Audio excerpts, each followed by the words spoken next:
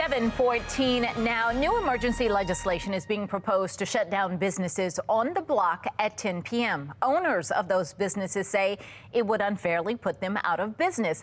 That is just one issue facing lawmakers during this legislative session. State Senator Jill Carter and State Delegate Lauren Arikan join us for today's Statehouse Spotlight. Good morning to the both of you. Good morning. So let's start with Senate President Bill Ferguson's emergency legislation about the block. Is that a good plan? What would it solve? Delegate Arikan, let's start with you. Look, the block's not my cup of tea personally, but anti-business policies in Baltimore City are not going to curb the violence issue. The violence is caused by a state's attorney who is rather prosecute police officers than criminals. And frankly, it's a post-apocalyptic economic situation where people can't find jobs. So until we create a plan where people can find jobs and where we're prosecuting that people that are actually committing the crimes, shutting down people's businesses is not going to help the city.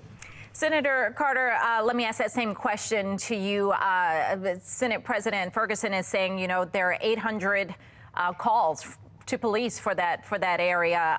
In a year's time, something needs to be done. Does something need to be done?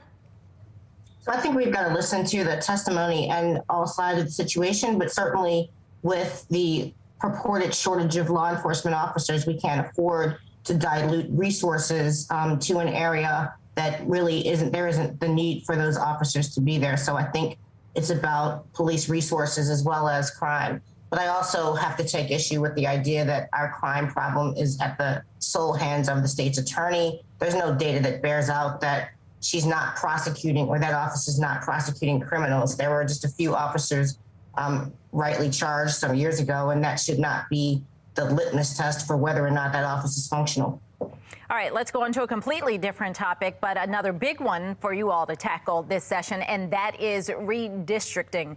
Where does that stand? Will there be a final map that will withstand potentially court scrutiny? Delegate Arikan? Well, we watched a lot of acrobatics last time we were in special session about the congressional maps the Democrats proposed that were, I think not going to stand up to judicial scrutiny. And I'm waiting to see the same acrobatics when we get back in a session over the legislative lines, which I also think will be found to be in violation of the Maryland state constitution. Senator Carter. So we, of course, disagree. In the Senate, we've passed a map. The map was the product of the Legislative Redistricting Commission, and basically we believe it's going to pass constitutional muster. We don't believe that it will be found to be violative of voting rights in the court challenge. And we had to deal with a lot of balancing of population shifts in Maryland. I think that we did a yeoman's job. We've got about 30 seconds left. I want to ask about the Judicial Transparency Act. Has there been any consensus on that? Will that pass?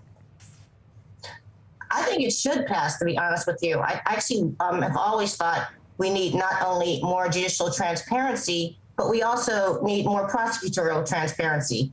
We've dealt with police reform. Now we need to deal with the other areas of law enforcement as well. Delegate, I completely agree. Yeah, I would love to see. I mean, this is publicly available information. The people have a right to have access to it. Hiding it in the bowels of our government is not acceptable, especially not today in 2022. It's time to open the books and let people easily gain access to what's happening in their court system. All right. Thank you both this morning. Thank you.